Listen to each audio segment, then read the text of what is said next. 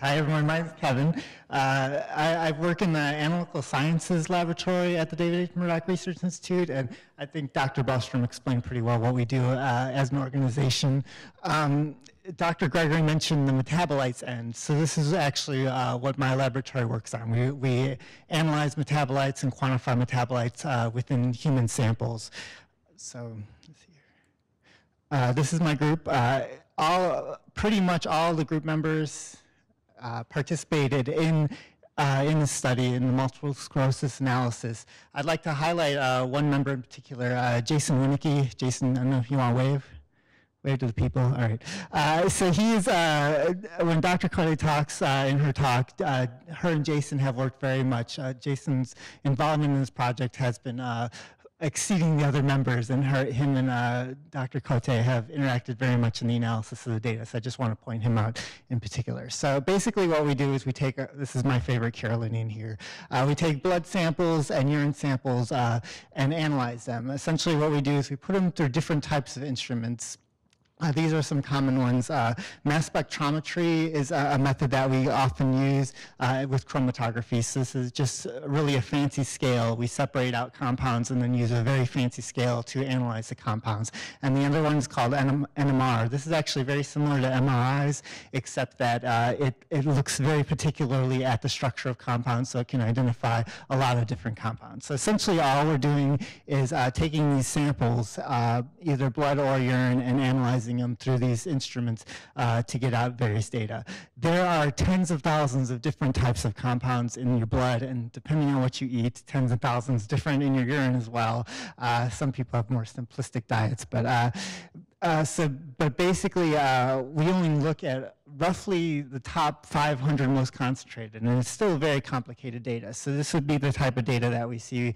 Each peak would represent a different metabolite. So we're essentially looking at all these different metabolites and trying to understand how they change if you have MS or as you're in different progressive stages of MS. How do these metabolites change? And the goal is you have very complicated data that might look something like this, a crazy map of different colors depending on your progression. But if we can get some kind of separation between progressive stages or just if you have MS, then we can relate it to possibly certain compounds. And we can go through and pick out these compounds, and these are what are called biomarkers. So we might be able to then take a certain panel of biomarkers or even just one or two biomarkers and give that information to a doctor so they can then diagnose you. And Dr. Gregory mentioned oftentimes we're diagnosing MS with MRI scan, and that's a very expensive scan, very difficult to do.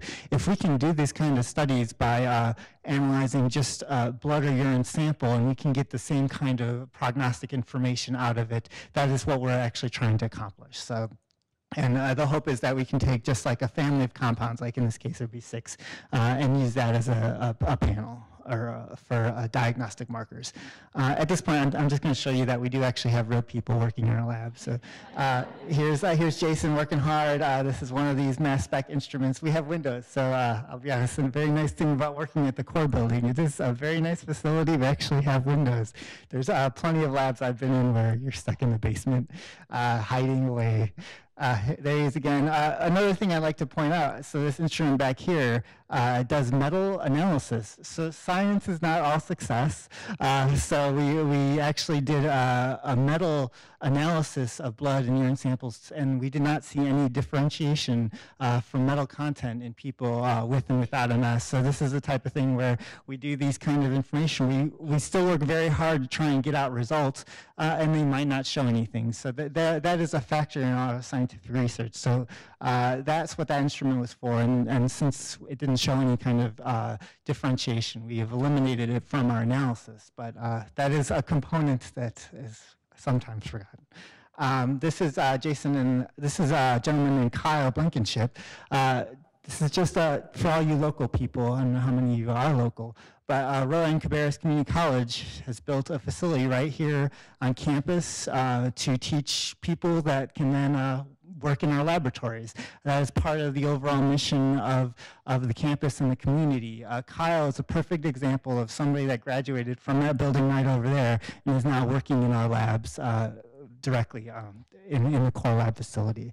And again, this is a gentleman named Huadong doing other chromatography analysis. Like I say, I just want to show you we are real humans.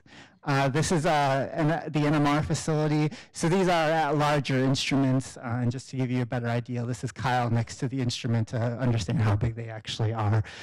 So that's just kind of I just want to give you kind of a tour of what our laboratories look like and the people that are working very hard to try and pull off these studies.